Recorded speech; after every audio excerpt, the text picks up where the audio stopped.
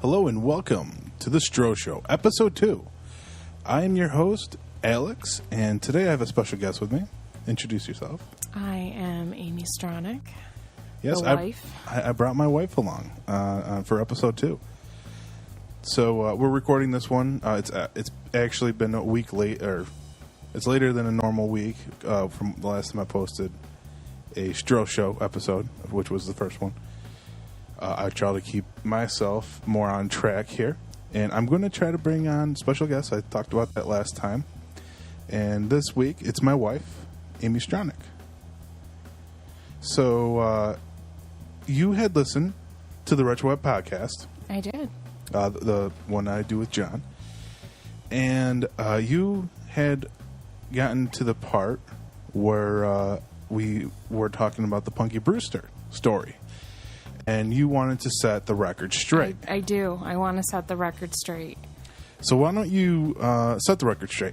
Okay, well, in the previous Retro AF podcast, Episode 16, you told the story that my mom dressed me up as Punky Brewster. While this is correct, this is not the whole story and nearly not as interesting as the true story. Okay, so my mother decided to dress me up as Punky Brewster for a beauty pageant when I was 2. And I don't know if everyone remembers, but she used to wear the pigtails and the little tracksuits. So while these other little girls are in frilly, adorable dresses, I am in a tracksuit with pigtails.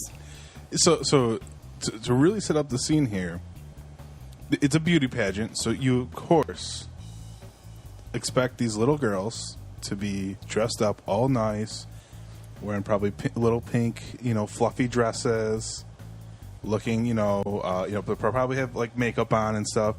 And here's you strolling in like Punky Brewster. Yes. I did not win, if anyone was wondering. So now you have officially set the record straight on the Yes. Punky Brewster story. Yes, and I have since left the beauty pageant circuit. So I'm surprised that didn't take off, Punky Brewster. Beauty pageants. I was ahead of my time. They should do that for Miss America. Like a Punky Brewster like cosplay thing. You'll see who could be the most Punky Brewster. And the winner moves on to, like, Miss World instead of, like, Miss America. That would be interesting. So, I have a few topics here we can talk about. We probably won't get through all of them. But I am going to surprise you with one thing. We had talked about this a little bit before. And so you have a little bit of an idea about what this is. But last minute, I decided to go with this anyway. Okay. All right. So in my last episode, the Stro Show, I had talked about the Slender Man. And one reason why I want to bring this up to you is because you don't like things without faces. No, they're terrifying. Like those Amish dolls with no faces. Or those what are those? Those willow tree figurines that everyone buys for people and no one likes them? They're terrifying. They're soulless. So, right now, I want to show you what he looks like. Oh no. Oh my God. So what she's looking at right now is it looks like a man in a suit, a black suit, black tie, white, button-down shirt. And he's faceless and hairless. He's like an evil mannequin. I don't like him. He's terrifying. Can we change? Can we take it off the screen? She has this like look of like, I just don't want to look at this thing anymore. Okay, thank you. You put up a picture of Alan Thicke instead. I feel so much better. In the last podcast, we had talked about Alan Thicke. We're probably not going to talk too much about him. I think Alan Thicke's been covered, but I do wish that I could have been a part of that one, because we know my love for Alan Thicke. Oh yeah, I found out actually today that you have liked Unusually Thick on Facebook. I am. There I am. Amy Stronach likes this. I thought that was funny. Yeah, I'm a closet Alan Thicke fan. But let's just move on.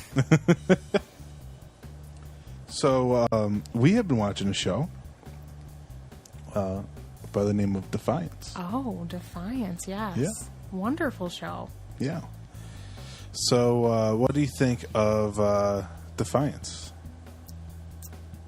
Defiance is... How about this? How about you describe to everyone what Defiance is? Oh, dear. Defiance is... It's a show on Sci-Fi. It's like Star Wars meets Game of Thrones with more... I don't know. I need something else thrown in. What else would you throw into that? Star Wars meets Game of Thrones. Well, you say Game of Thrones because... Intrigue. Political intrigue. Plot twists. Yeah. People may die. People may die. Yeah. Yeah, and there's houses. It's fun. There's It's a fun show. It's one of those shows on Sci-Fi which doesn't have as much of a budget, but they work with it. You know, and you know, they do their best to make it as look as good as possible. Like if anyone's seen the first season of Defiance, you will notice that a lot of their special effects are very cheap looking. But this show is actually entertaining enough where you end up looking past that very quickly. But the actual character makeups are very well done. The actual... Yeah, that's true. You know, the actual their characters... CG effects are terrible. Oh, season 2, though, they seem to have gotten better. I think they got more funding. Have we sold it yet? The show? It's I don't know. It's an enjoyable show. And the reason why we say it's like a Star Wars and Game of Thrones mix, which is kind of a weird mix. Well, we say Game of Thrones because of those like white-haired people. They kind of remind us of Targaryens. I know that. I wish I could remember their names. All I know is Nolan. No Man Nolan. Okay, I got this. The Tars. Yes, the Tars. They are the Castellans. Who are ironically the people who remind us of the Targaryens. Yes. I don't... Daytag Tar. Daytag Tar and Stama. Yeah. She's my favorite.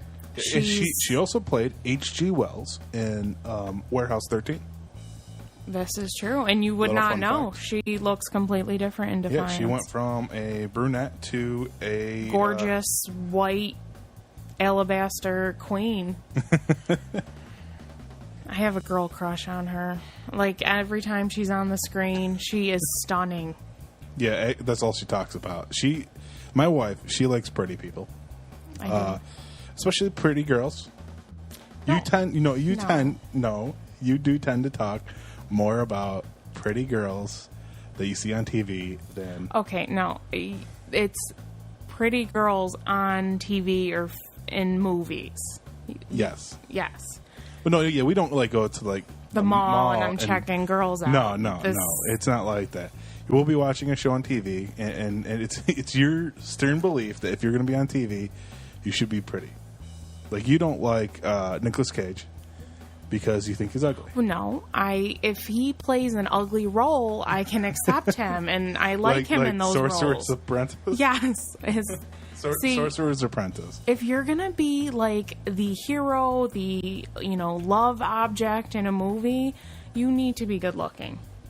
You need to be. It's not believable. It's not believable. League of Extraordinary Gentlemen. Remember that movie? Yeah.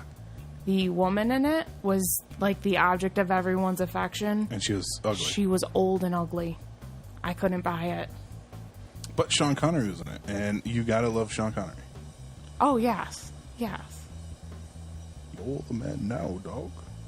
My favorite Sean Connery joke, and very few people seem to know where it comes from. If you know, actually, where that quote comes from, comment on this video, because this is only on YouTube right now, or comment on the webpage, theretroweb.com. Actually, I haven't actually said the YouTube page. It's youtube.com/theretroweb. Like, comment, and subscribe. Yeah, I'm one of those people. I'm like self-promoting and everything. Nice job. So, I'm thinking we should go back into story time. Oh boy, which one now? So, remember at night when you would terrify me awake? Do you know what I'm talking about? Yes. Which time? There's been so many. Well, all right, so Amy has these little... I have night terrors. Night terrors. Once in a while. It's not like it happens all the time. No. I'm like divulging like her entire... Thanks. history. I'm glad I'm on the show tonight. Thanks for having me. Can I go in my room and cry now? Oh, no. Oh, no. We don't have to talk about this. No, it's okay. Which interesting, bizarre hallucination of mine do you want to talk about? So once in a while she'll have these little night terrors. Okay, basically what it is, they're like half dreaming, half awake kind of incidences. Yeah, so basically she's dreaming about something that's freaking her out, scaring her, and but she's awake enough where she'll actually move, and it seems like every time it happens, I'm hoping. Tell the strawberry one. Okay, yeah, let's talk about the strawberry one. So usually, what Amy does in the night when she has her little night terrors, she will sit up like a possessed person. That's the best way to describe it. It doesn't look natural. It's very quickly you sit up and then you start doing something. There's one night where she did that, and what, were you saying something that time? Then I climbed over you. I ran to try to leap off the other side of the bed. We have a king size bed, so it's a pretty big size bed, and she literally crawls up and like bear hugs me, like arms and legs, and she like practically rolls herself where she over me. To get to running away on the other side of the bed. And almost falls off the other side of the bed. I literally had to hold you. And you asked me what was wrong. Yeah, so I asked you what was wrong. And what did you say? I said a strawberry. She said that there's a giant strawberry. There's a giant strawberry. Coming to the bed. Okay, and I can clearly remember, and this is what I saw in my weird half-awake dreamland.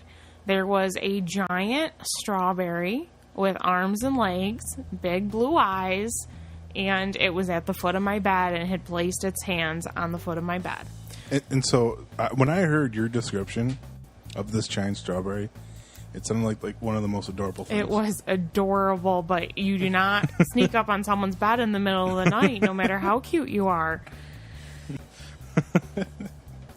So I had to go. I had to bolt. You're cute. I gotta think of some embarrassing Alex stories. We'll work on that. You can have them ready for next time around. Oh, I will. So, I'm going to segue away from our little story time. Give you a little break here. I'm off the hot seat? Yeah, you're off the hot seat. Okay. So, we were kind of, we're not too late on this, but Game of Thrones. Yes, not too long ago, season... what I should have did is before we got into story time, I should have segued into that because that would have made more sense. Because we're talking about Defiance and talking about how it's kind of like a Game of Thrones. It reminded us of Game of Thrones. Nice job. Yeah, I know. Terrible segue here. Yeah, I'm not doing my job, apparently. Okay, we need to talk about Game of Thrones. All right, so Game of Thrones, season 4. Should we warn spoiler alerts? I'm sure if you're listening now. Yeah, so it's officially spoiler alerts. If you like Game of Thrones, you've seen it. So there you go. Yeah, most likely. So the last episode aired how long ago? Like a couple weeks ago? Yeah, I think so. Yeah, it was a sad day. Yep, Game of Thrones. For all Game of Thrones fans. Game of Thrones withdrawal for the year has officially begun. And so what did you think of season 4? Now, I'm coming from I think both of us, you get a lot of people who have read all the books and know everything. I'm a little bit behind on the books. Yeah, we both are. Both are. The show's a little bit ahead of us in the books. Yeah, I've heard from people that season 4 is a little bit of book 3, a little bit of book 4, and a little bit of book 5. Like a lot of the Daenerys stuff I hear is from book 5. But anyhow, the season finale, I was very upset about my favorite character possibly being dead. I don't know. I knew it was going to happen because George R. R. Martin wrote a character, so the person's going to die. And I think you know who I'm talking about. Oh, yeah. Do you want to say who your favorite character is? The Hound, of course. Yeah, Sandor Clegane. Yes. It's funny. I told a couple of my coworkers about how he's your favorite character, and they was giving me like this weird look. Like, why? But honestly, in the show, I think he's very likable. Like in the book, he doesn't seem to be too bad either. He's just, I guess you can understand where he comes from. A lot of women like him. He has a little bit of the misunderstood, misunderstood anti-hero. Yes. It's like Beauty and the Beast. You feel like bad. if it were modern days, he'd be like the rock star. Yeah. Or the Beast. The Beast. Beauty and the Beast. Though that's not modern day, but yeah. So that was very sad and interesting fight with him and Brienne. Yeah. Yeah. I know we watched some stuff on that fight where they wanted people to be kind of torn in that fight between the two. Like who do they want to win? Because during that whole time there, it's you have that battle because you like Brienne for her own reasons, but you like the Hound for others. And you just want to say, just everyone, put the weapons down, sit down and talk about this. You're all on the same side. It doesn't happen. And then the Hound goes flying off the mountain. He's probably dead. But we don't see him die. Yeah. But we don't see him die. He's is alive. Pretty much mortally wounded. In a normal TV show, you'd see that happening. You'd think, well, he's not dead yet. We didn't see him die. Maybe he'll come back in next season, which would be awesome. It would be. But I know he's not in any of the books right now. So unless George R. R. Martin decides to bring him back in the new book, Do it, George. I think it's goodbye, Sandor.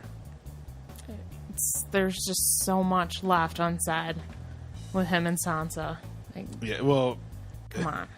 Well, Sansa, she's changed. Yeah. She went from being the manipulated. Yeah. The person who was manipulated. Starting to work the game. Yeah. To really becoming, the game herself. A lot of people really don't like her, and I don't understand that. Well, she was an idiot for like the first part of everything. But she was a little girl. How, she was very kind of typical girly girl. But I know a lot of people really love Arya because she's so different. I like them both. I think they both are two different characters. They both have kind of they're two different ways of handling situations. Yeah. That's Arya. How did you? What were your thoughts on the ending with her? Oh yeah. Well, I figured it was eventually going to go there because, well, even though George R. Martin likes to leave a lot of loose ends, like he does with a lot of things in his series, it really is a situation of. I had a feeling it was going to go there. You know, we were going to get to that point where she was going to go to Bravos and train. Now, my question is, you know, we've only read, you know, we're like a little more than halfway through the third book. So this is a theory of mine, or I see it being a potential complication. She's going to Bravos to train to become some sort of fighter. I think she's going to be like those assassins, the faceless assassins. And my understanding is that part of their code is they don't kill for revenge, for their own revenge. And so I think that's going to be a conflict of interest for her later on. Yeah, I don't know. I'm not there yet. But there could be. There could be. I think she definitely seems like she wants to find, what's his, Jack in the Box? Jack and Haga? The guy with the white streak in the hair? Yeah. The man version of Rogue from the X-Men? That guy. Was that Harrenhal? Yes, where he saved them from Harrenhal. Yeah. That he was a faceless assassin, and he changed into like some creepy looking dude. Yeah, it was such a disappointment. He went. Yeah, that was too bad. Game of Thrones is ridiculously addicting. During Game of Thrones season, it is like cocaine. The book is like written cocaine, and the show is like visual. I don't know what it is. Yeah, whenever I get started reading the book, because we don't get a chance to read it as often as we'd like to, but when we do read, we read like chunks of the book, and then the instant we get too distracted with everything else that's going on in life, we stop. We try to detox. But yeah, there's so much that we end up having to do and worry about. So we don't. We should be done with books at this point, considering how long we've been reading them. But we are. They're huge, though. They are huge books. Yeah, and they're great books. I really do enjoy reading them. Okay, and I know we did briefly mention Rogue from the X-Men. Little something. Yeah. Did you hear about Bryan Singer? He had posted a part of the script for the Apocalypse movie, X-Men Apocalypse. No, I didn't know this. Yes. So I guess it was on his Twitter page. He had posted, basically, I don't think it really mentioned anything except some Apocalypse stuff. All right, so, if you've been listening to the Retro World podcast, you'll notice that I do bring up my wife and her affinity for the X-Men, and how she knows a lot more about the X-Men than I do. I would say that is accurate. It is the one thing I'm pretty sure I can out-nerd you in. And so, when it comes to X-Men, if I'm not sure about something, usually I go to her. And so, all right, so we did see Days of Future Past. We did. How did you feel how it leads into the whole Age of Apocalypse? We got the snippet at the end of it. A lot of people really loved Days of Future Past. I didn't love it. I liked it. Yeah, well, it was like an intro movie to get you to the next one. I didn't love it. It didn't seem to capture. I really liked First Class, and I really liked the first X-Men movie. And I think it didn't. I personally didn't capture that kind of fun we're a team, we're going to battle, the bad guys kind of feel like First Class did. Yeah. But it did make up a lot of ground from X-Men 3, which was really bad. Yeah. I have to say that it was a lot better than X-Men 3. Instead of killing off Sir Patrick Stewart, they brought him back and then pretended it never happened. They did. Yeah, they pretty much just pretended the third one didn't happen. They kind of erased it. Yeah. And that's how it should have been. Just you don't kill off Patrick Stewart. No. Unless it's in Life Force. It's the only movie where they can get away with it. I think he died in that. You probably have no idea. You've never seen it. No. I'm just nodding and smiling. So, have you read the actual Days of Future Past comic? I've read so many. I think so. A long time ago. So you wouldn't be able to tell me like the accuracy of the movie compared to? No, my real bread and butter would be the 90s era X-Men. I've read. It's hard because you try to get your hands on, which is nice. They're reprinting a lot of the old issues now, but really before they really came out with reprinting them, as a comic book fan, you were having to go to your comic book shops and try to find your missing issues, and it was like a treasure hunt. Yeah, it's always a fun thing to go to the comic book store and go through that treasure hunting. Yeah. So, but Jim Lee era X-Men. Yeah, that's I have them memorized. Didn't you think that Jim Lee was related to Stan? I thought. I mean, they both from Marvel Comics. Stan Lee, who I'm pretty sure is Jewish, and Jim Lee, I believe, is Japanese. Apparently, they're not in the family. They are not related at all. Distant. Distant. They're very distantly related. Like 30 times removed. It made sense to me.